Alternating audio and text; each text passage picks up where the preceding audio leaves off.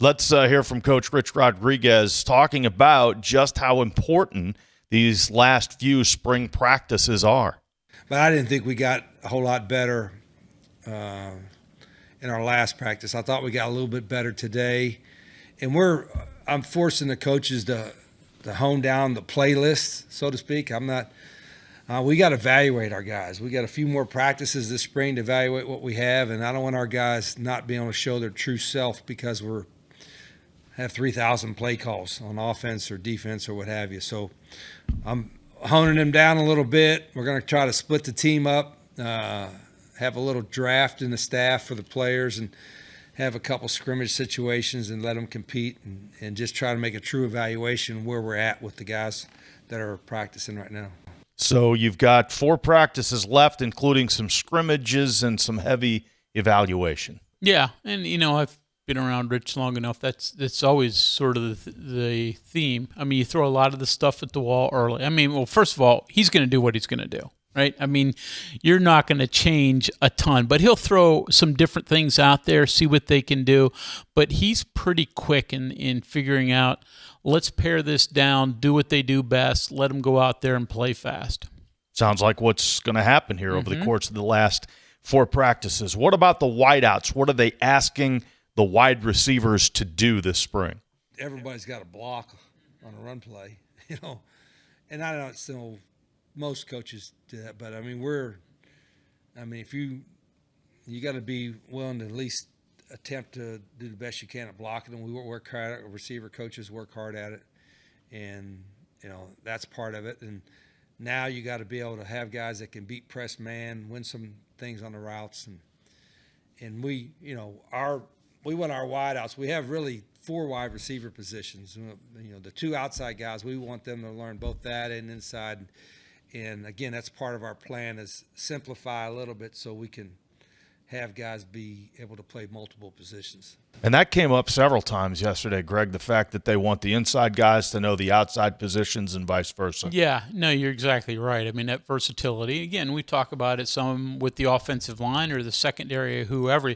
You want to get your best 4 receivers on the field and then let them figure out what positions ultimately you can work them in. But you don't want to put in your 6th best receiver, but he's your 2nd slot. So you figured it out there. But, I've heard this staff now, and we'll hear from Ryan Garrett, the wide receiver coach, and Rich mentioned it there in terms of getting off against press coverage.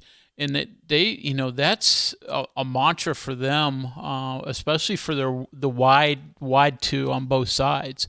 And maybe, according to their thought process, as important as any skill that position has. Couple things. First of all, just classic Rich. You got to block. What's the first thing that the receivers have to do? There's only, like the Army coach would say the same thing as Rich just did. Block. Didn't say anything about catching it. Didn't say anything else until he got going with the block. That's number 1. But Greg, doesn't that make a little sense for a team that does want to run it so much? If you find a receiver or 2 that can get off man press coverage, now the defense has a heck of a question mark here, right? If you want to peel somebody over the top to protect them, okay, now you're 1 short in the box to run it. And if you can't, and if you don't want to do that, then you got one-on-one coverage with a guy that can beat you all day. That's a pretty simplistic approach, but that's right in Rich's wheelhouse offensively, isn't it? Absolutely. Yeah.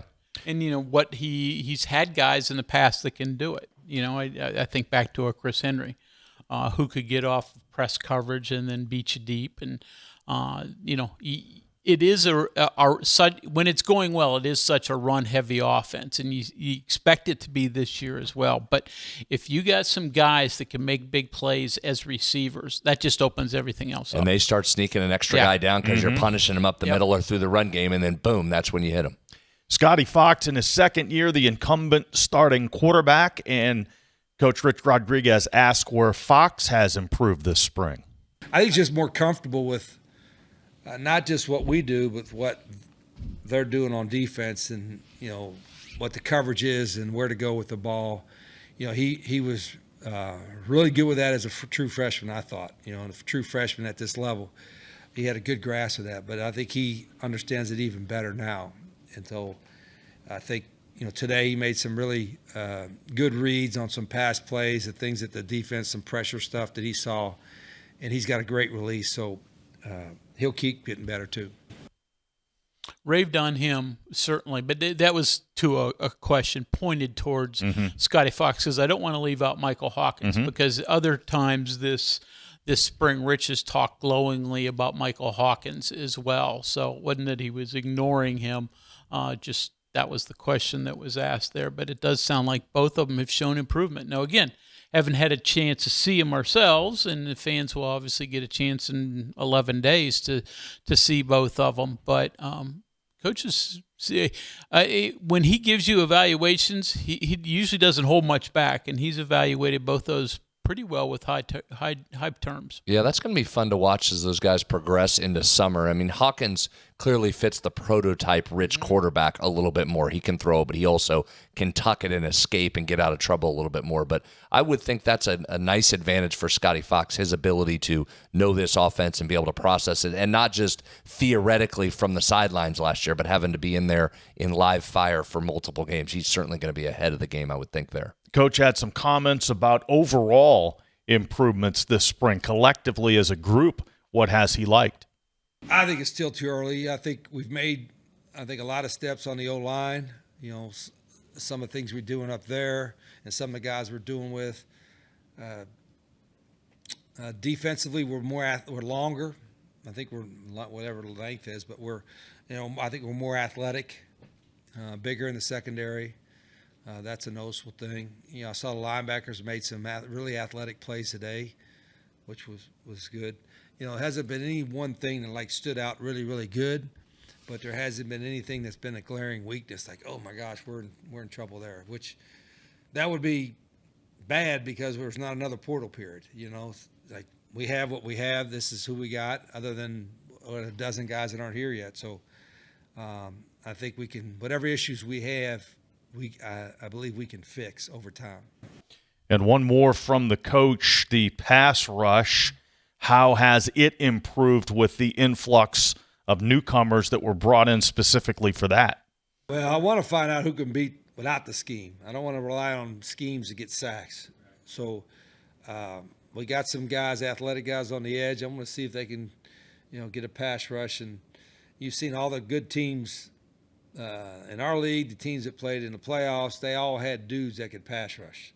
And they weren't tricky with you. They just line them out there in a wide five technique and see ball, get ball. And we've got a couple new guys there, and we signed them with that in mind.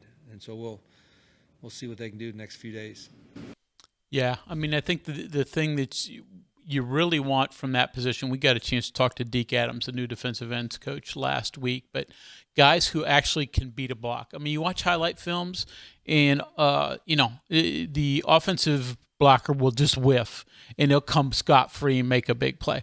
Well, that's nice, but really, if you really defeat the block, that's when you know you got a special player. Mm-hmm. Let's focus in on the receivers. Receivers coach Ryan Garrett, he talked about the group of wideouts collectively. Deeper group this year, obviously with a full year to recruit. We were able to hit in a lot of different areas, whether that be transfer, high school guys, or even a couple JUCO players. That was the goal, was kind of cover our bases and really just look for the most talented guys that we could find, not really worry about where they were coming from.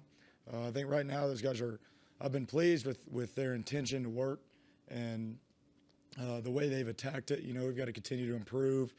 Learning the offense with so many new guys is obviously big, but I think we have the right mindset. We just got to get them ready to play this fall. So his thoughts on the group collectively, he was asked specifically about Teron Francis and what he brings to the table.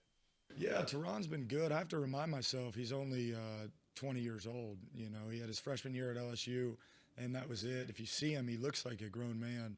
So there are times where I got to remind myself, hey, he's still young. There may be some certain things that he hasn't been taught yet, but he's coming along well. He's a guy that we're going to ask to do a lot of different things, and I think he has the ability to help us in a lot of ways. So just want to continue to challenge him to grow up and be able to help us wherever he can, and he's been willing to do that so far. So excited for his future here.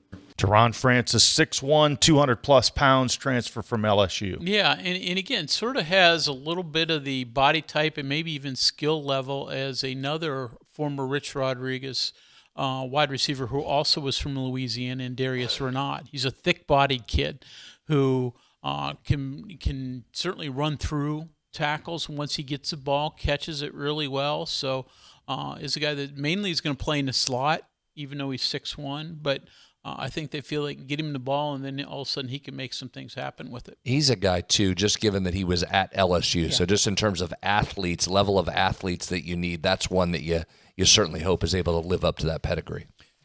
Jaden Bray back healthy, hopefully, after 2 injury-plagued seasons. Coach Ryan Garrett was asked, how much does Bray's presence help this group? More than you know. You know, Jaden does everything the right way. He's a pro from the way we meet, from the way he practices every single day, you know, and the way he treats his teammates. I have to get on to him sometimes. You know, he's a really, really nice guy, and it stands out in everything that he does, you know, and that's a good thing for sure. But he's definitely good to have around those guys, and he's really embraced a leadership role, I feel, a lot more this season than in the past.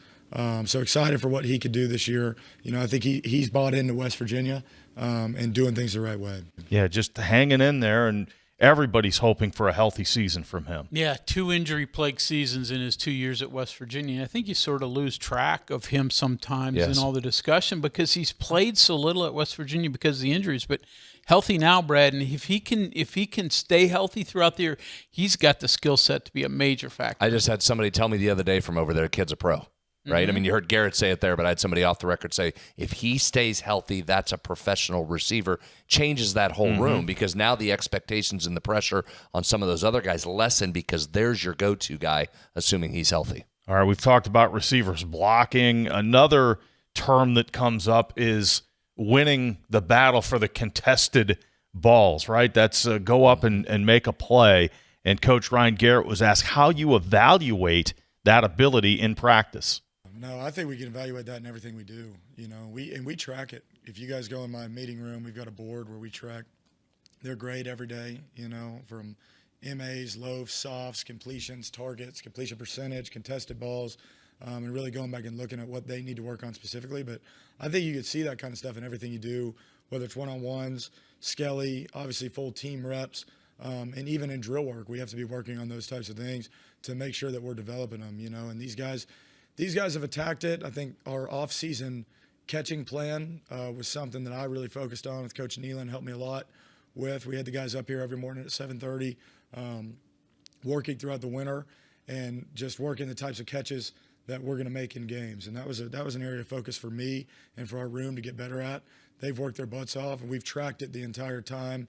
And look, we're blessed here, man. Everything we do is film, from our drill work to skelly to team. So we can go back as coaches and we label it. You know, Jaden Bray can see every rep he's taking. He can go in, sort it by number 5, and there it is. We have the route in. We see what he's completing at a high rate, maybe some things if they're not completing at a high rate, and that way we can focus on what we need to fix. So a lot there. Very comprehensive approach to it.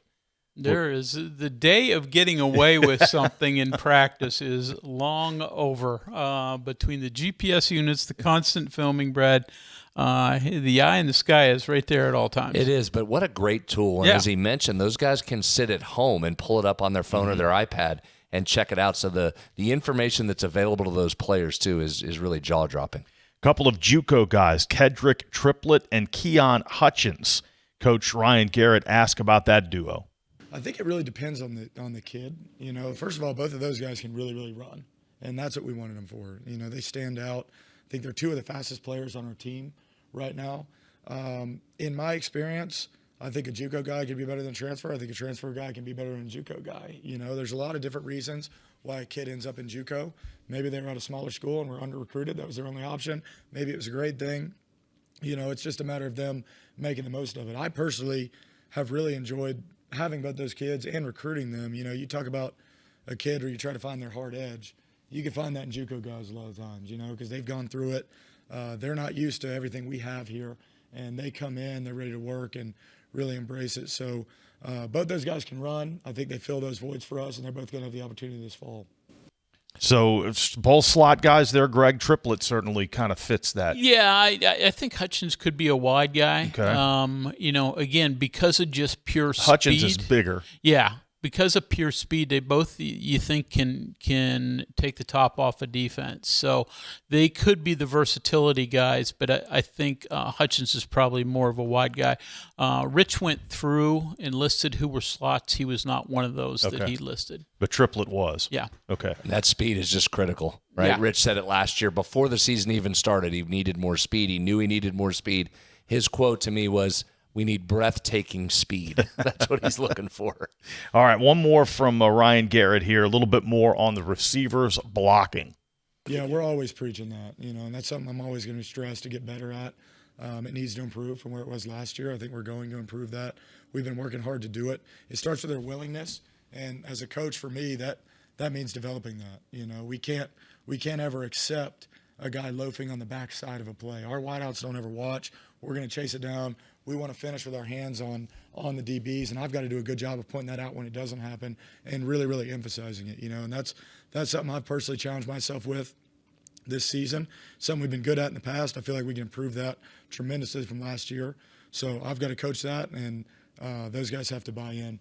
Mm-hmm. Hands on the defensive backs. Hands on, and again, these spring practices are always intriguing. I'm always intrigued by some of the drills they do, and we didn't get into it, but Ryan Garrett explained some of them in terms of catching drills. And one thing that they do is they've got footballs that have painted noses. One side's gold, one side's blue. And, they'll throw one way or the other. And the receiver, while they're catching it, not after they catch it, but while it's in the air, what color is coming to them? So he knows that they've got their eyes on the football. I always find those type of things really intriguing, how coaches handle Greg, that. that's an old baseball trick there. I remember there's Sports Illustrated had an article years ago about Greg Jeffries. Remember him? Mm-hmm. And that was one of his training messes where you put the number on the tennis ball and then hit, and you got to call it out before you hit it. That's going a little old school there for the Mountaineers. I like that.